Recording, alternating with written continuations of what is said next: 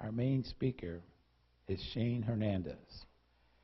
Shane is chairman of the Michigan House Appropriations Committee. He's also representative for Michigan 83rd District. Dynamic person, and when you get through listening to him, you'll see why. Okay, so I'd like to welcome Shane Hernandez up here.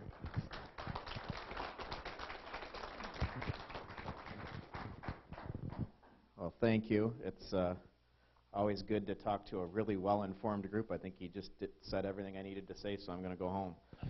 But that's okay. That's great. And again, just so good to see groups that understand the facts and are on top of it and know what's going on with our state government. And there's some papers coming around. Each of you should get 2 sheets. They're starting in the back. They're coming forward. While you guys are still waiting on those, I'm going to tell you a little bit about myself and how I've gotten to where I am now. I probably wouldn't be involved in politics if it wasn't for that first presentation we saw today, that Tea Party movement. Some of you might know the name Tim Keller. He was the chair of Blue Water Tea Party over in Port Huron. Tim was a youth leader when I was in youth group in church. And after I graduated with my undergrad in college, I was realizing I think I'm just one of those people who just complains about my government all the time, and I'm not actually doing anything effective. And I thought, you know what, I know Tim Keller's involved. I'm going to reach out to him, see what I could do. And Tim sat me down and suckered me into running for office in one meeting. And I ran for a county commission position in Port Huron. That is a position that we've just always let it go. It's the one Democrat county commission seat in the south half of Port Huron, and we've just always said, you can't win it, forget it. And I went for it, and I lost badly. But it was a great experience, and it was just a crash course in politics and campaigning with no pressure, because I didn't think I could win. And I was just running to be able to meet people, to spread a message across the district that hadn't heard that message in a long time. And I lost, didn't know what I was going to do, and I remember I was sitting at church at an event one evening, and I got a text message that said, "What do you think about being chair of our county Republican Party?" You have to understand at this time, I think I had been to one county Republican meeting. I didn't have a clue what they did. And I immediately called Tim Keller and said, "I just got this text message. I don't know what to do with it." And he said, "Oh, that's interesting." And then a few months later, I was chair of the county Republican Party. And I'll tell you, so I'm sure many of you have been involved in your county GOP. I actually chaired a county convention before I had ever seen a county convention before.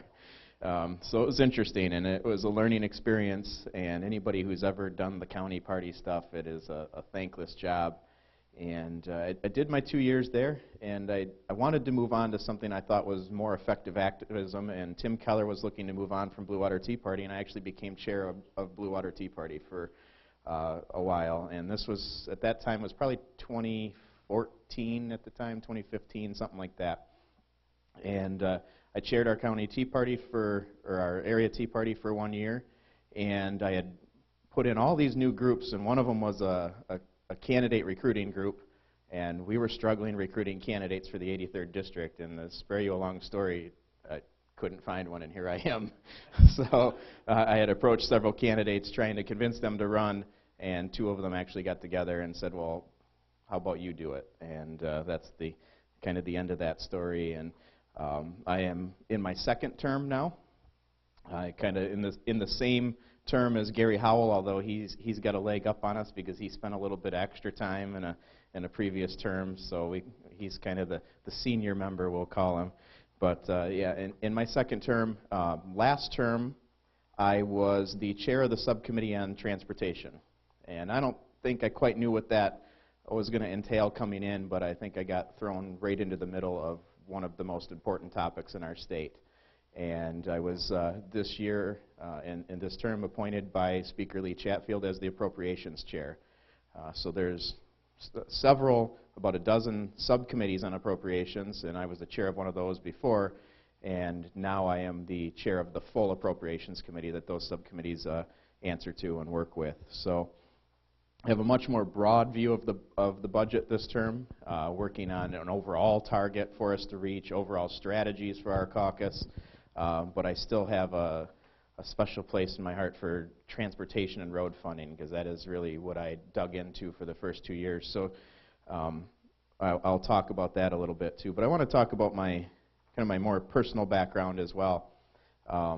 First of all, if anybody knows me from social media or anything, I have married to my wife Renee for 13 years. I have 2 little girls, a 7-year-old and a 4-year-old.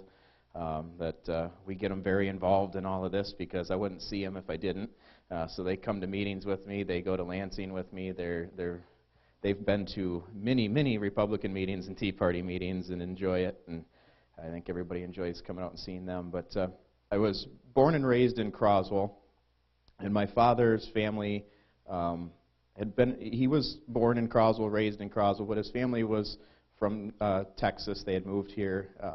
There was a pickle factory in Croswell at the time, a lot of cucumbers, and my dad was a migrant worker as a child. He worked in the fields with his brothers and sisters as a child, and he worked at the pickle factory in Croswell when he was older. And I knew a few things about politics when I was young, and I would say first I knew we were very low income.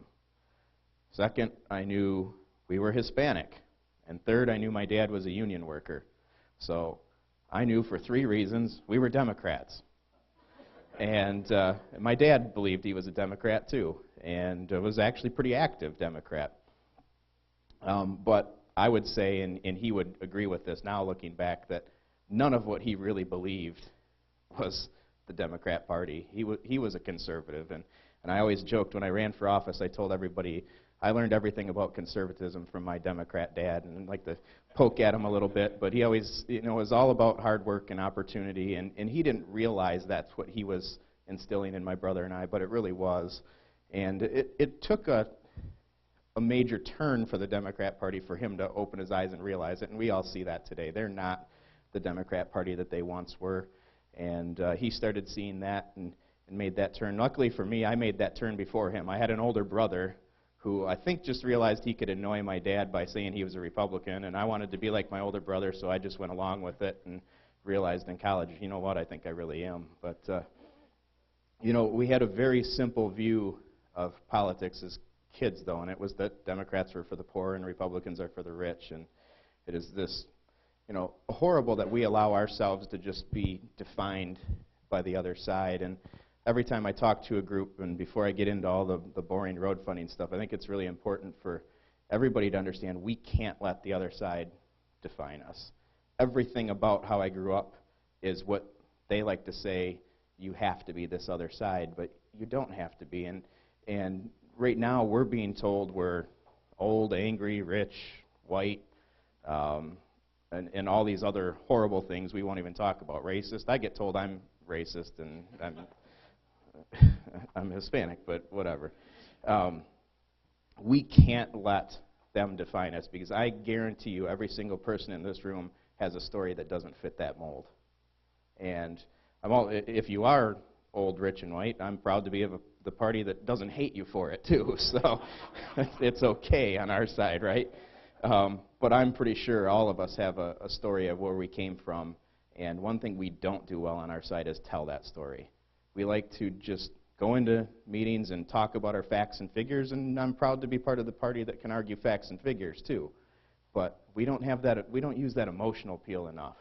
And we have to be willing to tell our story and tell where we came from. My dad is somebody who is absolutely not afraid to tell his story. He's a different generation. He's a little less PC than me.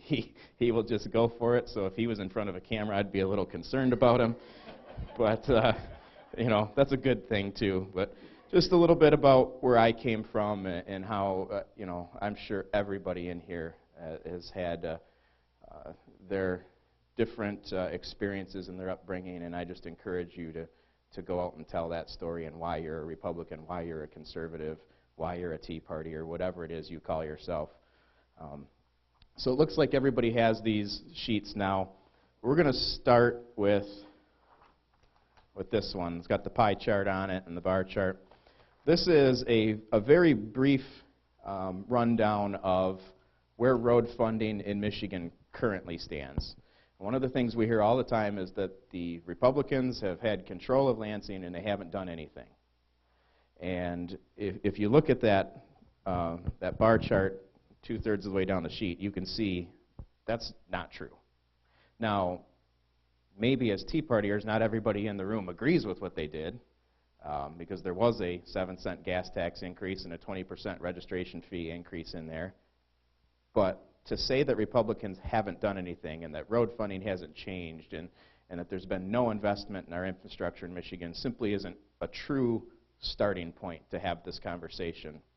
At the top, the pie chart, and this was kind of gone through, that is the current allocation of PA 51. And I gave you guys a more in-depth breakdown of PA 51 that if you're a real nerd, you can go over and look at if you want. I'm not going to get too in-depth into this, but one thing to take from this, you see that at the top it says the Michigan Transportation Fund. Toward the bottom, you see the 3 boxes. I'm working from the bottom up: state trunk line, cities and villages, county road commission, and then right above that is MTF balance. That's the part we really need to focus on. When we get money down to that MTF balance through this formula, that's where the money really gets directly to the roads. And if you look at this pie chart, it gives that percentage. So 39% of what's left in that fund balance goes to state trunk line roads, 39.1% goes to your county road commissions, and 21.8% gets distributed to cities and villages. And that's done based on a formula that's in this law, PA 51. It's based on lane miles and population and all those kinds of things. And that is our current formula. There's been for years conversation back and forth on, does PA 51 work? Is it the best thing to do? I don't know. And then the governor comes out with this new formula that we'll talk about, and now all of a sudden PA 51 looks really good. and we'll talk about that shortly. But if you go back to the end of the Granholm days, we were spending just barely over $3 billion per year on transportation. In this last budget, we spent over $5 billion on transportation. Now, a good chunk of that increase was possible because of economic growth, because we've actually driven a good economy in Michigan. And I hear all the time, and I heard this a lot on the campaign trail recently, that somebody's going to say, well, roads are my priority, schools are my priority, or water is my priority, clean water, and all. Of course, and we know, we get blamed for poisoning people's water all the time, and we know we all want clean drinking water too. We just have a different way of doing it. But it doesn't matter what your priority is. If you're not growing the economy and not growing Michigan, you can't fund your priority. There's no money there. We saw that in the Granholm days. She destroyed the economy, and there was no money to fund our schools. There was no money to fund clean drinking water or our infrastructure. So if growing Michigan isn't your priority, I don't know what you're thinking here. And you look at those increases from that $3 billion mark to the $5 billion mark, or where we are now, only $600 million of that was really that tax and registration fee increase. The rest of that has been general fund dollars that we have put in, a $600 million match for that gas tax and registration fee increase that the legislature committed to and is still implementing. So we can jump forward a little bit to that 2015 law. You can take the years before 2015. The legislature was recognizing a problem, and they were putting general fund dollars into the roads each year. And we'll see that a little bit on the back of the sheet when we get to it. But they had been doing that for some time. And in 2015, that was passed. Like it or not, it was passed. And it was to raise $1.2 billion for roads. And in full disclosure, I was completely against it. I was one of the people out there fighting Prop 1, and then they came back with this. But we have it now.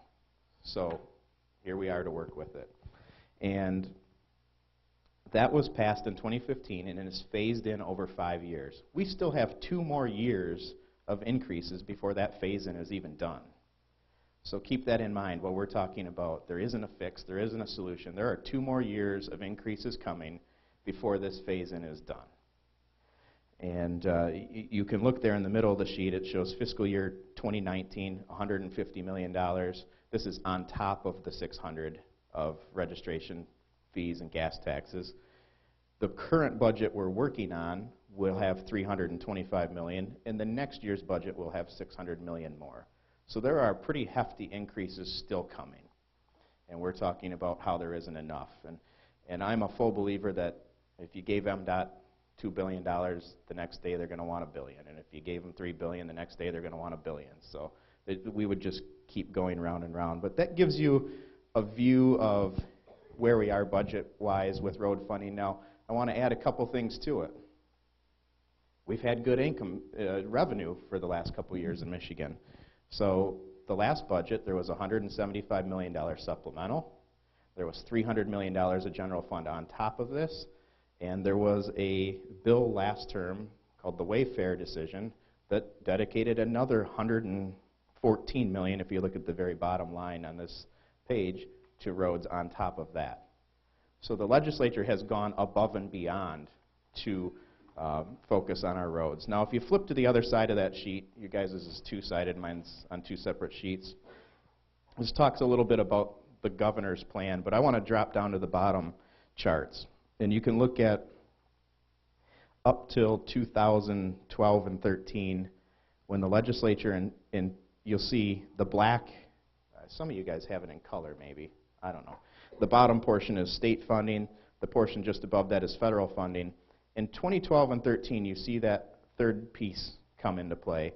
And that's where the legislature started to invest in our roads through general fund dollars. You see in that year they did $100 million, the next year 221, 271, 373.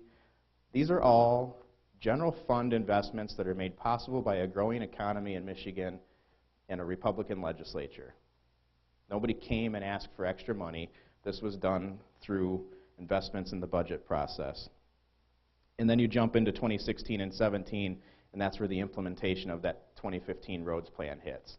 So the first $450 million of gas tax and registration fee, the next year fully phased in at $600 million.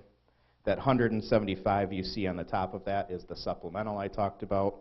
You get into 18 and 19, now you're up to $750 million phased in, with $300 million of general fund on top and the $114 of Wayfair money.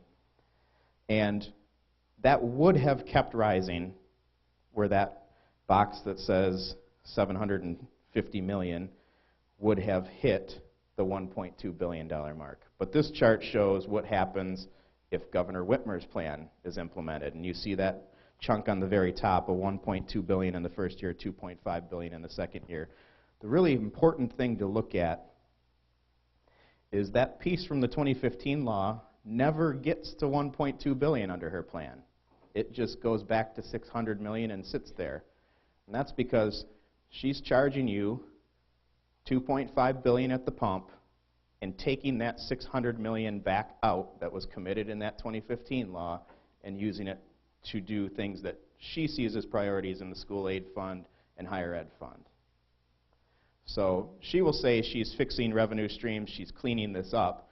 I say she's fixing school aid and higher ed on the backs of drivers and going back on decisions that the legislature has already done, which we apparently make a habit of. If you look at the Caro Center and what happened in Ionia County with the jail that was going to be leased out, and apparently we don't have too big of an issue going back on things we said we were going to do.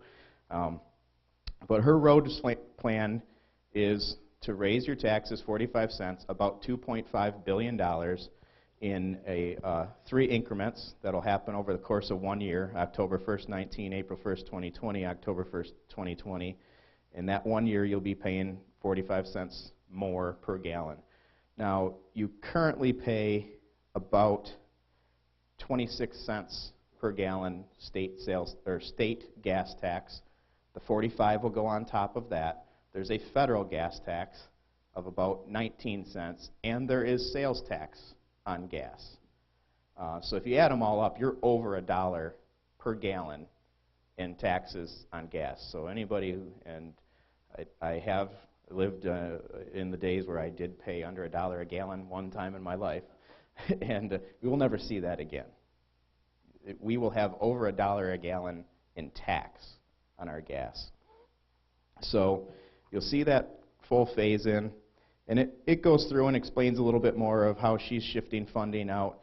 But in the end, she increases road funding about $1.9 billion.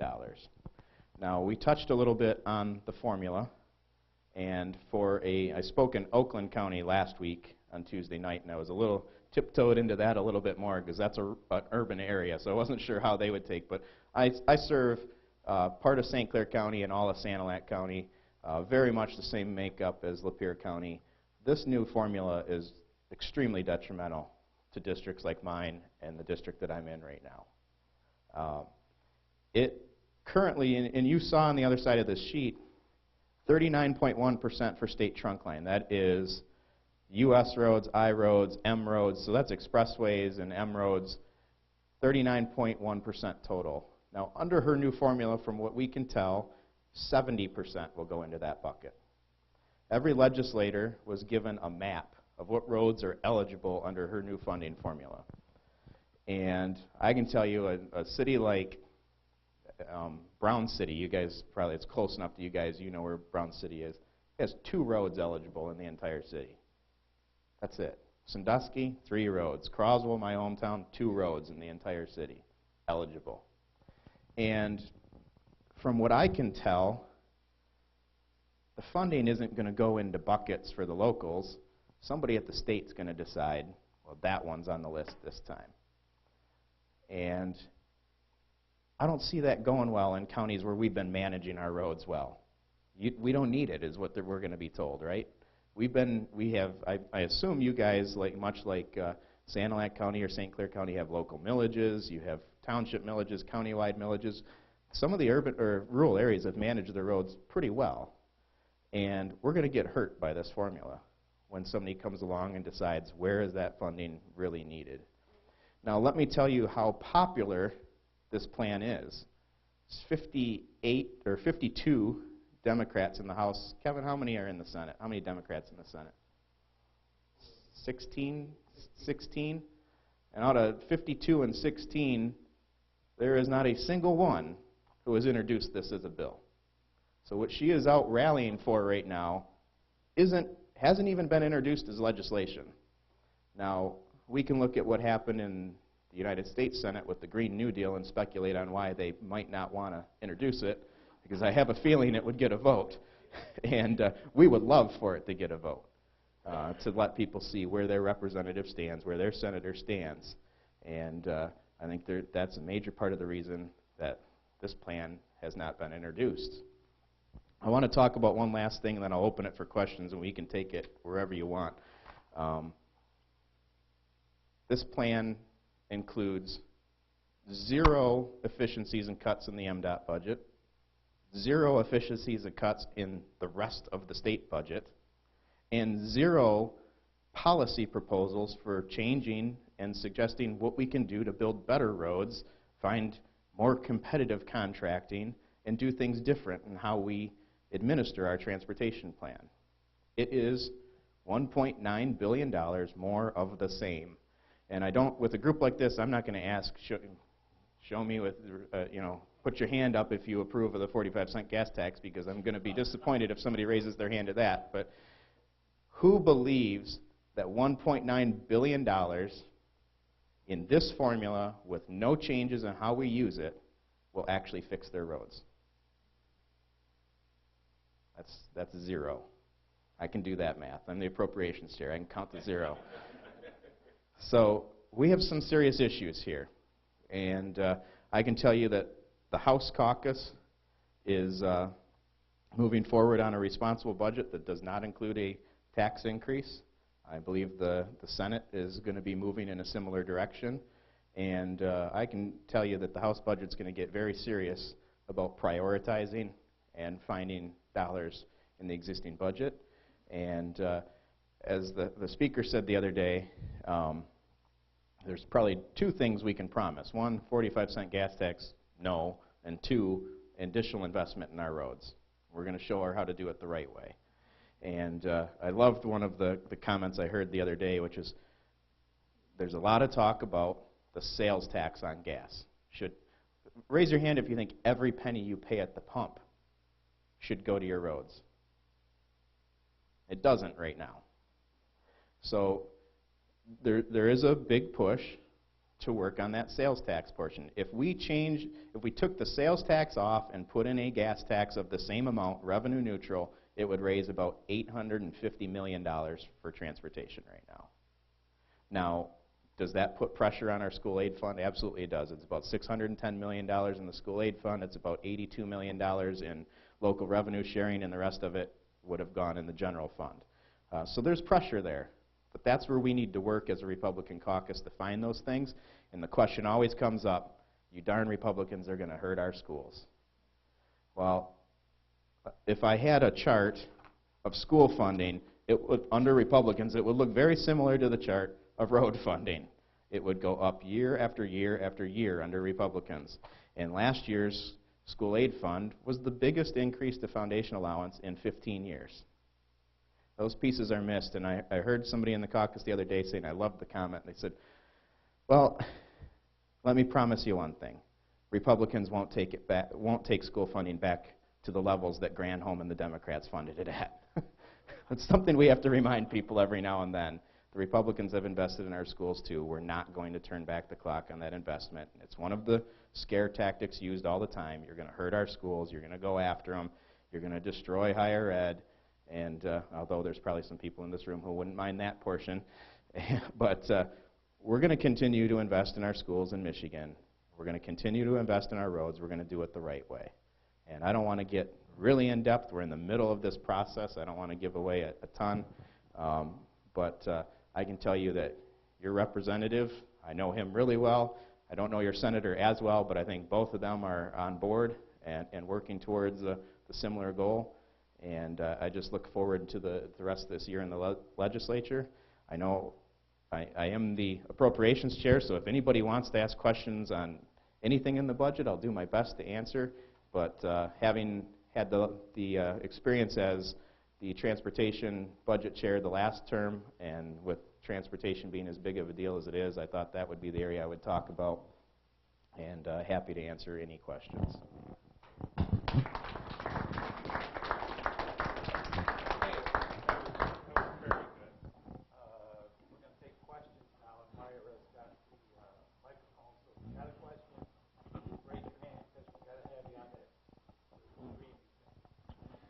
Well, first off, again, thank you for being here, Shane. As I was sitting here, and it never dawned on me, we need for the sales tax, is that just tax on the gasoline, or is that tax that we're paying from the total after they've added the federal and the state tax? So I believe the sales tax on gasoline is on the cost of the gasoline and on the federal tax, but not on the state tax. So we do tax the federal tax. We're being double taxed. Yes. I never realized that.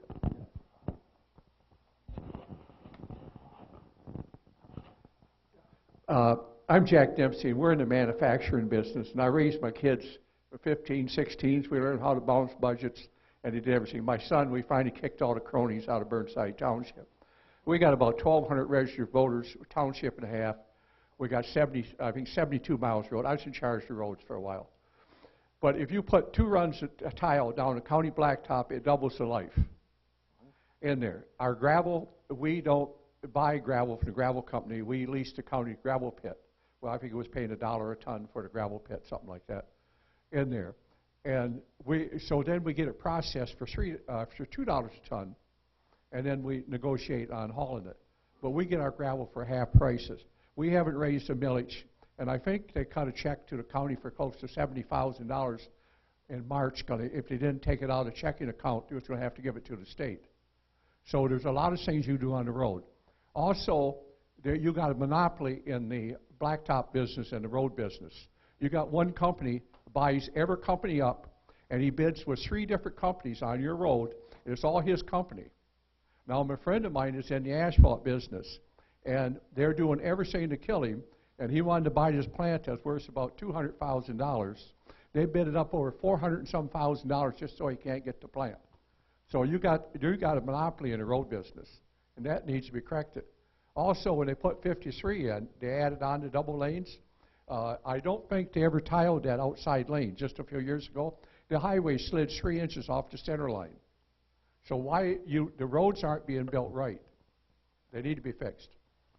So I can go a lot of directions with that, and you know, you talked a little bit about materials and methods. I don't disagree with you on anything you said, and I sponsored a package of bills last term. I have not reintroduced them yet this term, but I'm planning on it, that helped force the department's hand on testing materials and methods and innovations. It's not just materials, it's methods too. It's how we're getting water away from the road and all of those things. So I think that's a valid point. I think looking at our pre-qualification standards for contractors, you know, I have an engineer in my district who said they go through the pre-qualification every year and it costs them a ton of money, but they can't get an MDOT job because they've never had an MDOT job before. And for new contractors and new vendors to come in, it's extremely difficult for them. So we have to address those things too. Now, your first statement, you said you're in manufacturing, and it made me think of something I missed here. We're talking about raising $2.5 billion in revenue, but nobody is doing any analysis on what that does on the back end to what do we lose in income tax and sales tax based off of the increased costs in small businesses, the business that was going to hire a few people that decides, you know what, forget it, I can't afford this anymore. Nobody's doing that calculation. I would highly doubt we actually gain $2.5 billion out of this. You know, I talked to a farmer in my district recently who was starting to tell me how many gallons of fuel he uses on the road that aren't exempt because he's agriculture, but on the road, and how much it would cost him additional. And the decisions he would make to not grow his business because of that. And that's why I made that point when we started. Most of the progress we've made in Michigan has been through growth, and you're going to stifle growth. And the gas tax proposal isn't the only tax increase proposal in this budget. There is a small business tax increase in this budget as well. Dan Sell. I had kind of two questions. One, trying to get the 6 cents off of, or the 6% of sales tax out of the state government would probably like trying to pull a tooth out of an unrestrained and unsedated gorilla.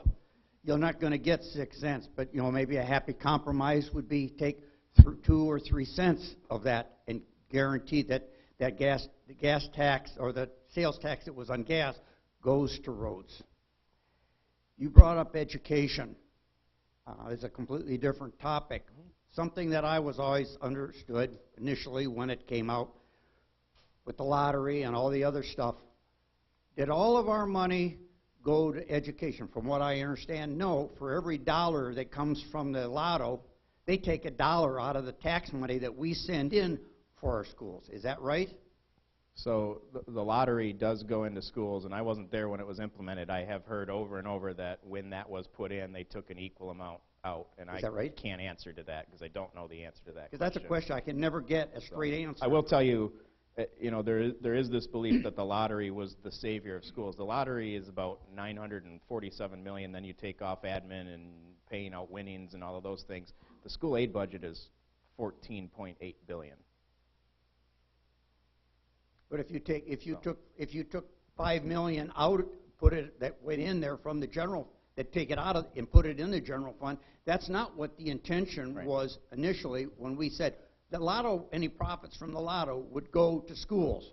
That doesn't mean take out what we pay in taxes every year on our property to take that extra money out. That means that money would be in addition to whatever we send. But that's not the way I understand it works. And I can't answer that, you know, for sure one way or the other. All right, I have a question for you. Yep. Shift gears slightly to the insurance industry and the effect of, you know, growing the economy. I can't think of a more detrimental way to hinder the economy than the present insurance rates. The registration fees, duplication on people who are senior citizens or who own multiple cars in a single-family residence, taxation upon taxation. The insurance is outrageous. We're paying, for example, my wife and I, we have 4 vehicles I use on the farm. 2 or 3 of them, you know, I can't operate but one at a time. And the insurance on those vehicles are $4,000 to $5,000 per year. it's was $1,000 every 6 months or something like that. It's outrageous. And if you have this gentleman has a company, and if you want to employ somebody and bring him into the company, and you say, come to Michigan, and from other states, we are the highest, and they come in, it's a shell shock when you get here. What is happening in Lansing on the insurance industry? On the auto insurance? So I think it is equally as important as road funding, and it is not being traded for road funding. I know that has been brought up by the governor. That is not happening. We will not trade good policy for bad budgets or bad policy for good budgets. That's not going to happen. But to just show you how important it is, we talked about an income tax cut last term, and that could have meant $100 per family. You fix auto insurance, you're talking $600, $700, $800 per car per family.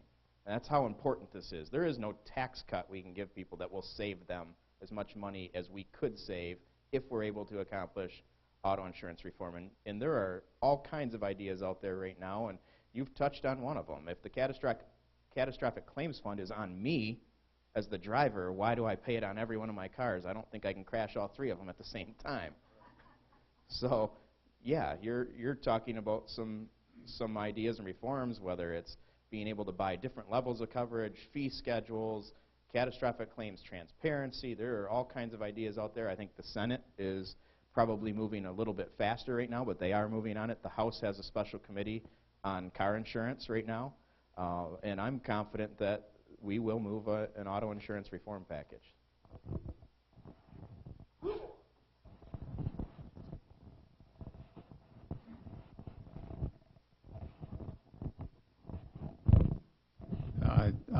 I just re-registered one of my vehicles in Indiana, saved $1,000 on insurance.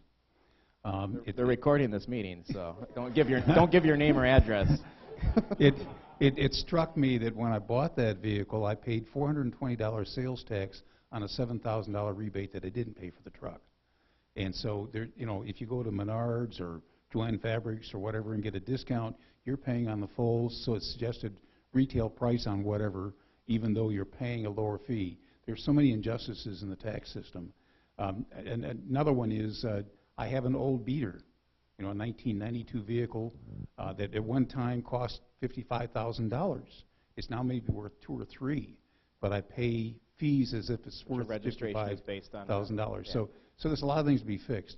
Now, I'd encourage you to rethink your thought on education, because the last 4 years of the Granholm administration, as we continue to lose population, she reduced the education budget in direct proportion. It's just amazing to watch the graph. Then the Republicans get elected, the population continues to go down, and the budget skyrocketed.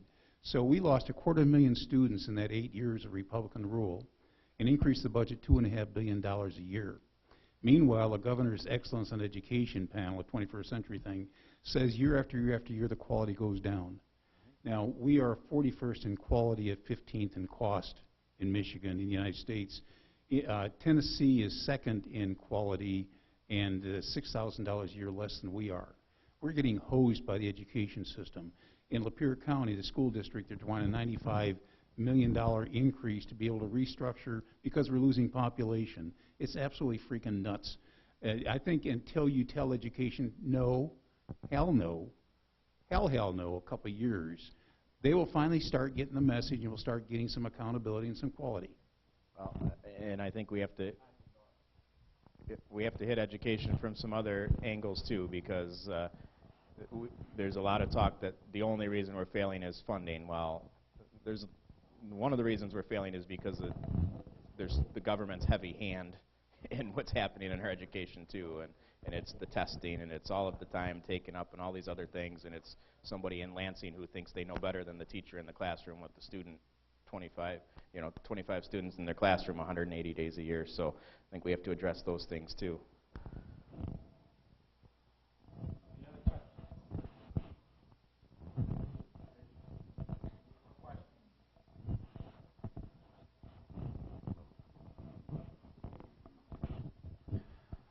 Michigan is considered one of the least transparent states in the country, and I know there was legislation that kind of was put on hold by the previous Senate Majority Leader that would go a long way. It would make the governor and the House and Senate have their own version of Freedom of Information Act. Is that going to happen in this term? Yep, so there was, this last term, there was a set of 10 bills that opened the governor's office, the Freedom of Information Act, and it created a legislative Open Records Act for the House and Senate.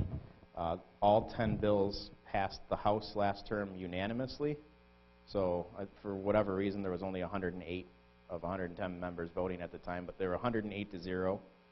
And it got to the Senate, and somehow the Senate Majority Leader determined there wasn't enough support in the Senate for it. I'm not sure how you determine that when it passed 108 to 0. But the House has already passed that onto the Senate this term. It has passed the House again.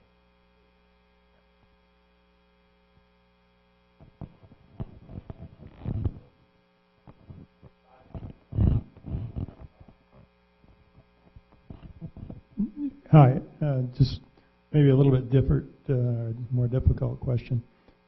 Given that we had the majority in both the House and the Senate for 8 years, what was the conflict that prevented the change in the insurance program before now? Auto insurance? Well, so I know it's been tried over and over and over, and last term was my first term, so this is my first go-around with it. And it did get put on the board for a vote, which I think was a huge step for the House to take. Traditionally in the state of Michigan, unless it's going to pass, it doesn't get a vote.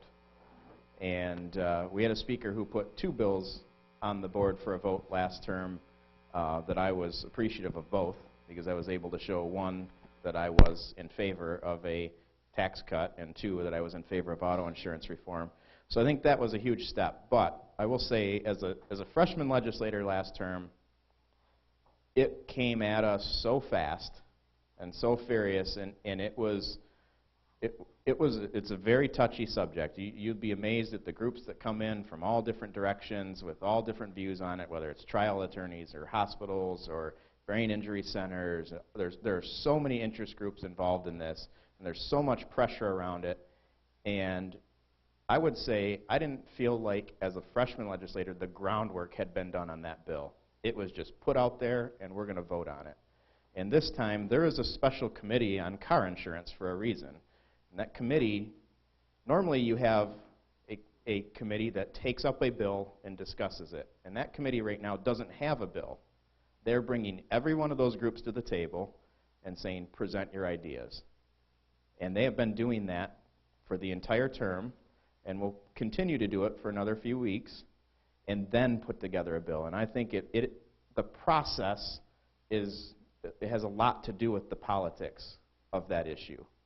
And I think that the House is taking the right approach. I think the Senate is being a good partner in it, and I think for the first time, both chambers have realized that you can't just throw a bill together, throw it up there, and ram it through. And this time, we're taking a very deliberative approach on that issue, and I think we've learned from the past on that. So I'm hopeful that we're actually able to move something this time.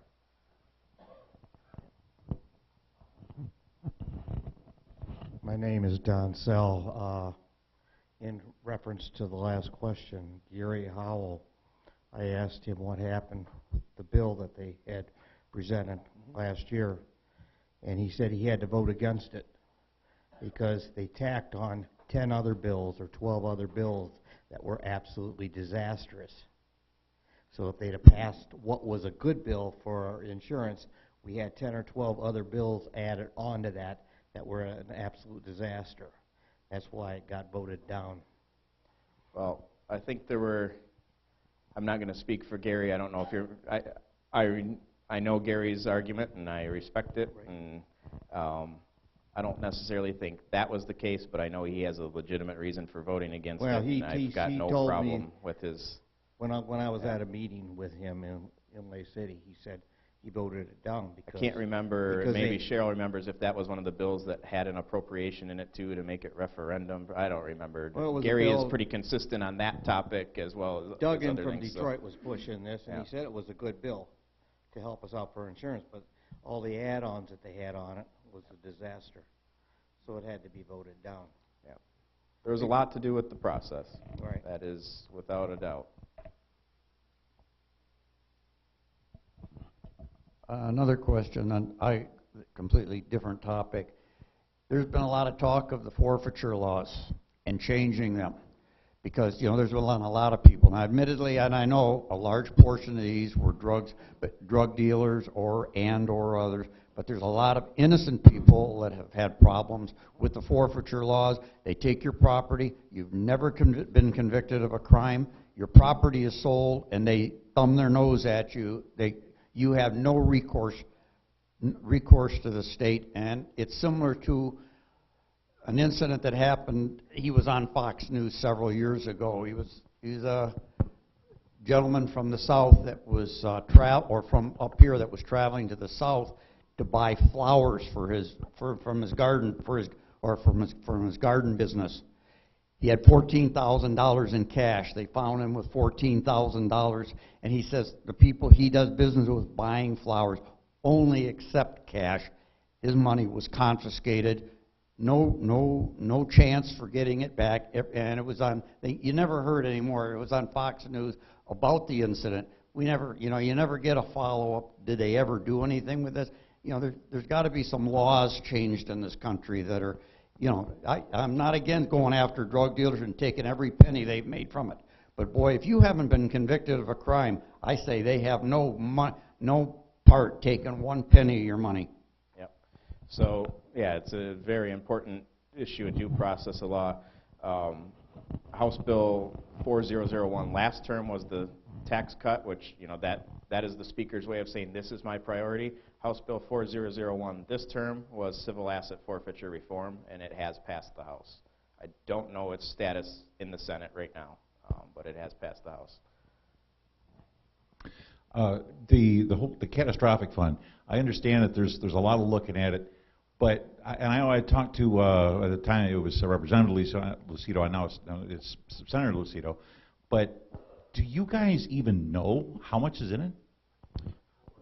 So there's $22 billion in it. There's okay, because I know there was a lot of discrepancies, and for the life of me, I mean, at least you should be able to put a number on it. So there are audits of that fund. I don't know the exact details of it. It's not a committee I'm on. I know what I've learned in the last process and what I've heard this year. I do think there is a lack of transparency in how they hold their meetings and determine to increase their fees and what they're paying out every year. I think there's some areas where that can be improved. We do have some general ideas of what's in the fund and what gets paid out of it, but I don't believe, and don't quote me on this, but I don't believe that the meetings where they choose to increase those fees are public, though. I understand we just got another increase, and as the owner of between house personal vehicles and work vehicles, Yeah. 6. So I know previous speaker $10 or whatever it is. Well, the previous speaker when he was here, he and I vehemently disagreed on the process. I know that reform would be a lot to me. And I'd tell you the 45 cents a gallon. That's first thing I'm going to have to do is pass that on to all my customers. And as you say, on the back side of that, people don't even have a clue what that's going to cost them in long term. So thanks.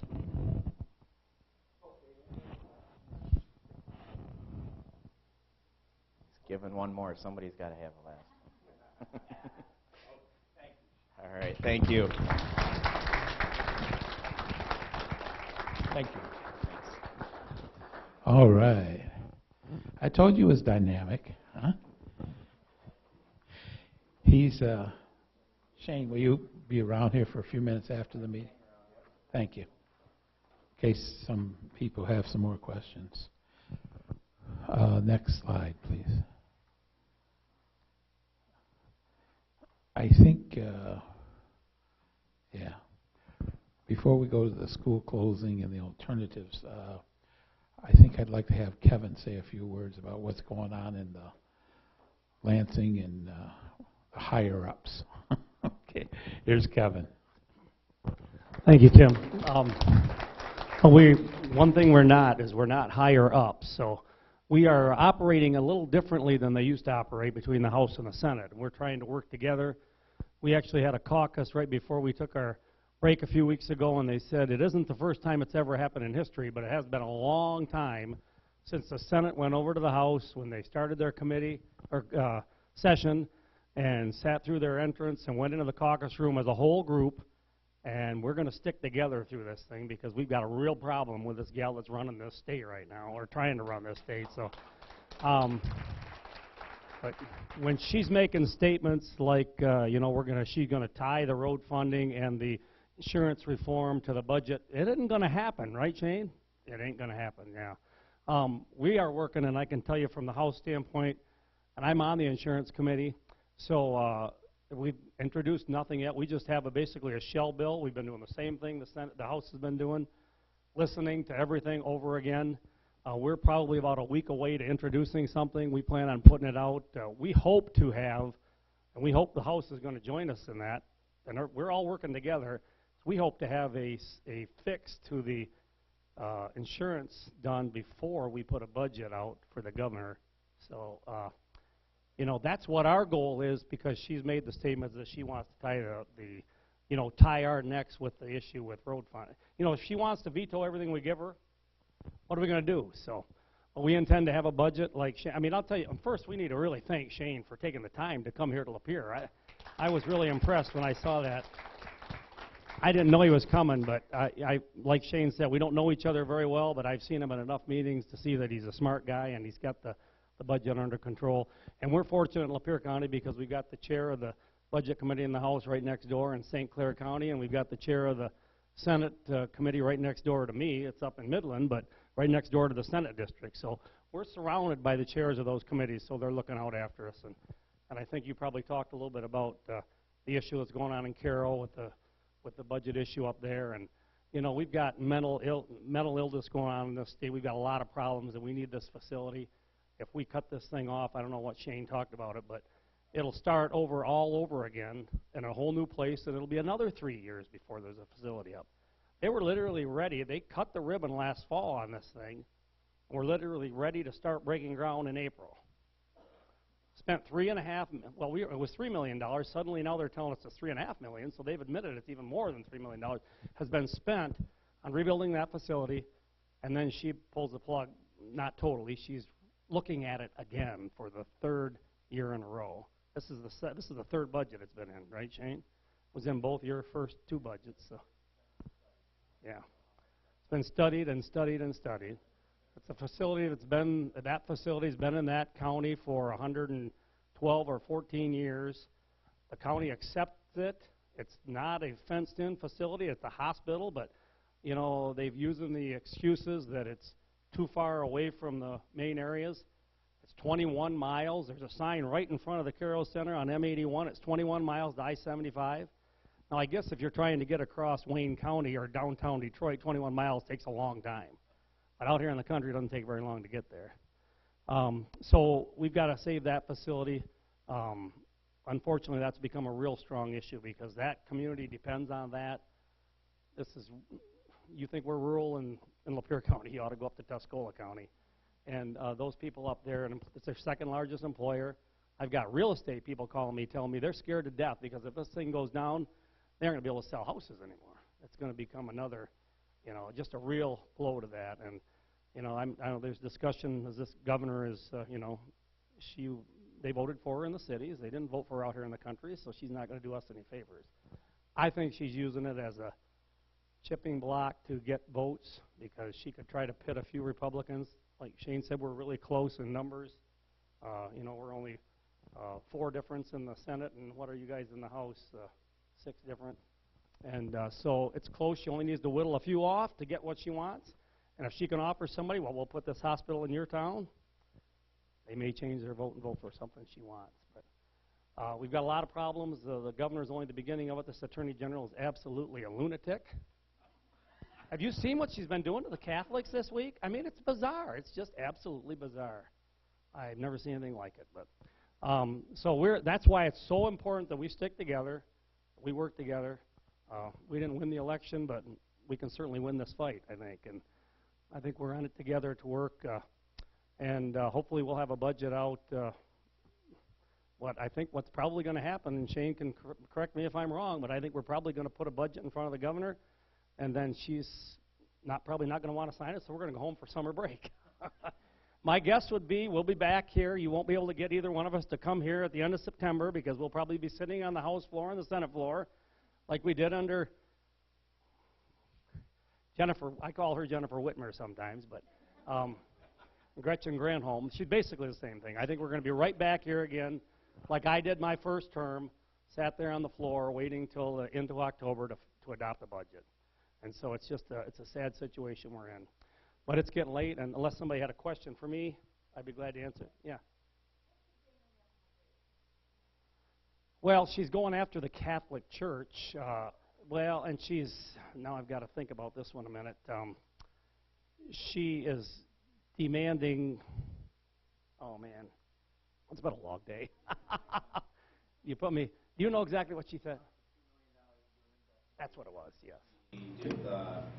Is challenging the rule on the adoption agencies as well, that they can't use a religious exemption and not adopt to a family with an alternative lifestyle, let's say. She is literally just, going after the Catholics, basically. And and it's a shame. It really is a shame, so. Yeah. Jack? Schools. I think we're number 38 in the world. The United States schools are. Michigan is number 31. Who's number one? I don't know. Number one is Wisconsin because they got rid of tenure in Wisconsin. They're number one now. Now you look at NASA down there at the space deal. Well, 4 weeks ago, kids went down there to NASA and told them that SpaceX was going to take them to the moon. The private company was Boeing and all them. Would you believe, I just read last night that they speeded it up, and now it's going to take 2 more years. You're going to have it done by next year. Would you believe that? So you don't put your head on the chopping block where you either do your job or you don't do your job. I was raised, my dad was the vice president of UAW. I was raised a Democrat. He went to jail, going to Flint. He started the strike. He had to go down there, and McCarthy took him out during there. He just resigned. So, but I am a Republican. And once I went to factory work, I changed my mind. Well, it's obvious that the Democratic Party isn't the Democratic Party of the John Kennedy era. That's for darn sure. Well, it's a completely different group today. And I did want to mention when Shane was talking about insurance, I went into the House 10 years ago and we were talking about fixing no-fault insurance. I sat in the committee room, and I don't think there's anybody in that room that was born before no-fault insurance, to be honest with you. Even the lobbyists that are there working it, nobody's ever lived and operate under anything but no-fault insurance. It's been 40. Well, it was in 1972 or 4, between 2 and 4. 74, I think, is when it started. So, and we've got an awful lot of young legislators there, and you've got all these lobbyists that have never operated under anything other than no-fault insurance. And I can remember back, and I was like 17 years old when that went through, and I can remember my dad saying, how could anything be nobody's fault? I mean, no matter what you do, it's somebody's fault. He didn't like the whole gesture of that back then. And then the issue that we've had, because every term we worked on this when I was in the House for 6 years, and you guys have done it for the next term, 2 terms after I've been gone, and every time it's always everybody fighting over it. I said when I went in there, I would vote today to go back to the tort system, put it out in front of the people, or let's vote on it, because if we pass that out of there and we're threatening to put it on the governor's desk, that's going to bring the players to the table. And because they won't come to the table, the hospitals, the insurance companies, the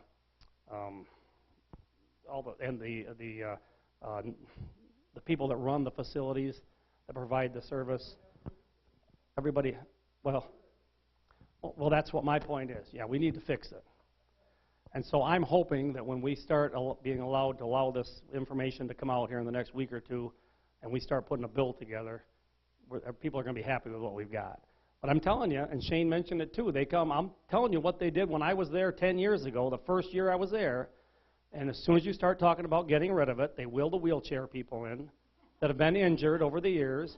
And think about this. We're providing lifetime health care, all costs, to who's the majority of the people that get in serious car accidents? What ages are they? 16 to 18 years old are the majority of them, and they might live to be 90 years old. That's why that fund has got $52 billion in it. They have to have it in there. They're required by law to keep it in there to support those people until they die.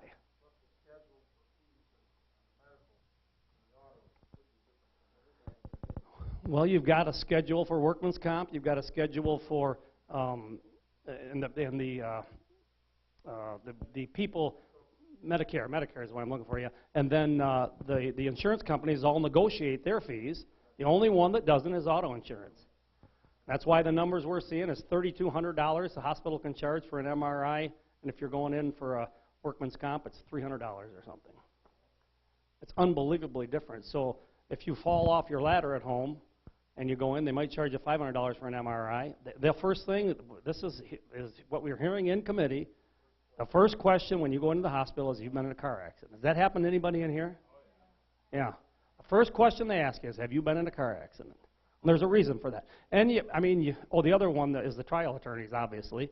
And you can't blame the trial attorneys. They found a niche. It's legal what they're doing. But the other numbers we're seeing is that it used to be, when it first started, the guys that figured it out were the Jeffrey Feigers and the family there, the Bernsteins in Detroit, and they've blossomed out. They can show us how the lawsuits have blossomed from Wayne County to Oakland County to Macomb County, jumped over to the city of Grand Rapids, expanding around Grand Rapids. They're just expanding out because they figured out how to get people to do this, to sue for everything. So, okay. Ice going up and heading back into Virginia. And it wasn't hurt that bad or anything. They put her in the hospital. They run her through ICU. They put her like in the MRI. They checked her from one end to the other one. She thought she had insurance. But in Virginia, you don't have to have it, but she fought the deal, but she didn't have insurance. So they give her like a $30,000 bill or something like that for that, because she had insurance. So then she calls me up, and I said, look, they have different rates. She says, well, you got a different rate. No, we don't. Okay. I said, tell her you're going to pay cash for it. And so the first offer was 40% off that bill by paying cash. The church gets, on their health insurance, gets between 40 and 70% off every bill that church health insurance pays. We should adopt that in a small area of credit union and run that insurance. Then we have control. It's really easy to say that here, but it's a little different trying to get it done, though. Yeah, I know. Yeah, trying to adopt things is different than, or making proposals is easy. Getting it done. They do charge different rates. Yeah. No, Real quick, I was at a local school board meeting recently, and they were talking about they expected, because their budget will be impacted, because the school budget's run on a June 1st budget, and so it will affect their budget. And they were concerned. What happens? Maybe for folks don't know. What happens with that? Because I think you're exactly right. I hope she doesn't block, but I don't see her doing anything. The bottom line is the schools aren't going to know what their budget is till October. It's back to the old era. We did a lot of good things the last 8 years, and even though a lot of us didn't like a lot of things that Governor Snyder did, he was a pretty darn good governor overall. And his first 4 years were his best 4 years as far as I was concerned, but he was still a good governor, and he was looking out for the people. I mean, look what happened with Flint Water. This guy did exactly what a leader is supposed to do, and he stood up and he said, I made the mistake, the buck stops here. And they chastised him for it, but he did. I was impressed with that, to be honest with you, that he took that responsibility. And they're still pointing their fingers at who it is, and it's still a problem, and it won't go away, but I'm holding that meeting up and holding people up. Okay, thanks. Kevin. Kevin will be around for a little bit, you guys. You can talk later. Okay, I want to take another 5 minutes or something like that. And last month, as you know, we talked a little bit about the pros and cons of the changes in the school as far as canceling or closing schools. And we had the superintendent here, and he was talking. And the month before, last month, we had Maurice and a few other comments made about the other side of that. And Bill has a few more comments, just a few, to bring up also regarding that. So let's welcome Bill up here. He's going to tell us about the schools. Good man that he is. Well, I've known Matt Wandry for a number of years. He's a good man. I'm not questioning his integrity. But when I saw that this new proposal that they're coming out with, they want to close virtually all elementary buildings. The high school will be the new elementary school, and they want to build a new high school where the current West facility is. And just, it hasn't, they haven't officially, I've got a FOIA waiting for the actual bond application. That's what comes back from the state, and that's what they have to live by. As soon as that comes in, I will make sure it's available so that everybody gets a chance to read it. But I do have some stuff. I've been getting some information from them. And just for little information, this new high school that they're proposing is going to cost, high school itself is going to be $77 million. $6 million is going to go to the bus garage. You've got $8 million that's going to go back into the current Lapeer High School, which is going to be the elementary school, so they can retrofit that and make it all, you know, for the younger kids. This thing's huge. It is just huge. It's close to $100 million. Very much unnecessary. Was doing a little bit of work, and originally when this thing, when they first passed the bond was at 2.2 mils, which Lapeer came out of a sinking fund, which was the same at 2.2 mils. So the bond passed, and the whole thing was it was supposed to stay the same. Well, unfortunately, we hit a rough patch in the state. And what happens is when a bond is issued, that bond has to be paid, whether or not property values go up or down. And Lapeer County taxes, you know, the value went way down. So we went from various points. We went from 2.2 mils, which is what we were supposed to be charged. It was as high in 2012 as 3 mils. We're currently back down to 2.75 mils, but that's still a half mil more. And they're talking about 5.5. You know, I believe Matt Wandry has been the presentation that he did here was 5.15 mils. I believe is what he said. But that's subject to the conditions. If the conditions go down, it could be a lot higher. But regardless, this thing for me is there's just any host. We've put literally one of the schools they want to close is Lynch Elementary. Now I understand that you know, things have changed, but I also get around the county. That's what I do for a living. You've got a new the mobile home park that's there on 21. They just announced that they've got another 100 and some units going in. They're actually a customer of mine, so I know they actually have enough property long term for additional 400 units is what they will hold.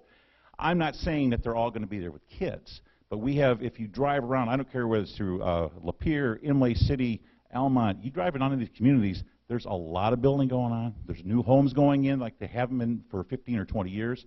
I don't really think we can know. And in fact, Lapeer Schools is actually up. They don't know exactly where they're going to be as far as their enrollment. They're not sure if they've already hit bottom or if the bottom's going to continue to go. We're just at a kind of, there's a lot of unknowns. And certainly the idea of closing schools, I started to say about Lynch. We still owe, there was $1 million of bond money put into that building. Now, if you know anything about finances, it's kind of like a house. Basically, $1 million over the term of that bond is actually $2 million that has to be returned to the taxpayer for that money. We put $2.7 million from the sinking fund in through 06 and 08. So that's almost $4 million we put in there. They're proposing in his bond is $380,000 to demo the building. And this is, you know, I have those figures, and I'll be putting those out. But basically, we've got a group together. You're going to hear more. We've got website information. We're going to be putting out everything available. And this isn't about what I think. This isn't about what anybody else thinks. These are going to be the facts and figures for folks to evaluate. Like anything else, when you're going to have an election coming up, we think that people should know exactly what the costs are, what the good and what the bad are. Again, this is nothing personal with Mr. Wander or the administration at schools, but I personally, this is not. I do not see this going forward. You know, asking people to pay more money to, you know, to essentially double their taxes going from current debt, which is just almost, we owe just under $42 million right now, and that's of the 2007 bond. We still owe $42 million of the 56. They want to add another $94 million. It just, I don't see it, but we can't take that for granted. In order to get anything proper out of there, this has to be defeated, and this is going to take people coming. I spoke with Jan Peabody. She was the single lone vote, no vote, on that Board of Education meeting. She wasn't able to be here tonight, but she voted that because they had not justified. There was no other approach as far as maybe doing something with the elementaries. You've got a number of elementary buildings that are in pretty fair shape.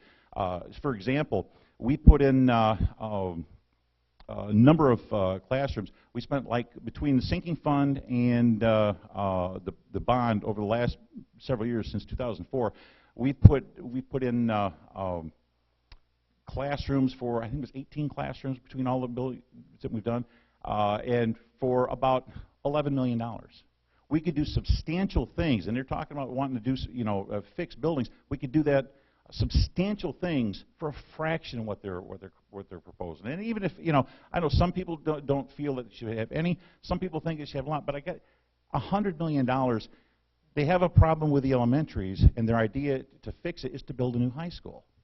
I don't understand it.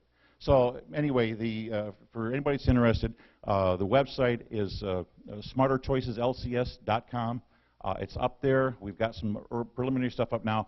There will be more information available, and as soon as we get the district has not actually, they don't have the ballot language, they don't have anything listed yet. As soon as that information is available, we'll let you know. And again, it's just very important to be informed of the issues. If you get the opportunity, if you're in the Lapeer district and you can go to a board meeting, Jan Peabody really, she's the lone person out there. She really could use some help. So I would encourage you to attend a meeting. We are not. Go ahead. Quick win. I just want to. During Mr. Wandry's tenure, he's been in for 8 years. He was hired in to rectify some problems with the school board. His whole premise of this proposal is based upon a decline in population over an 8-year period. Well, the cycle has run its course, and the premise, I think, is incorrect for a proposal for a new millage now when the population is going to increase. Therefore, the elementary schools that are in existence are definitely more needed now than they ever were in the 8 years previous. So it's completely contrary to what was the needs of the community, plus it's doing a disservice to the communities to the south, which is disenfranchised. So I just want everybody to recognize that based upon real estate analysis that Bill has pointed out, the population is going to be on an uprise and a cycle that will increase in population over the next 8 years, not decline, and consequently the brick and mortar proposal is not going to do any service to anybody in the community. I just wanted to highlight that. Thank you. As you know, the Tea Party, we're not saying vote this way or vote that way, but we always try to give you both sides of the story so that you understand, and when you do have to make a decision, you've heard it both ways. Mr. Wandry had a good, sounds like a very sound plan also, okay? And if you were here a couple months ago, and most of you were, I'm sure you heard that too, but you've just heard some very appealing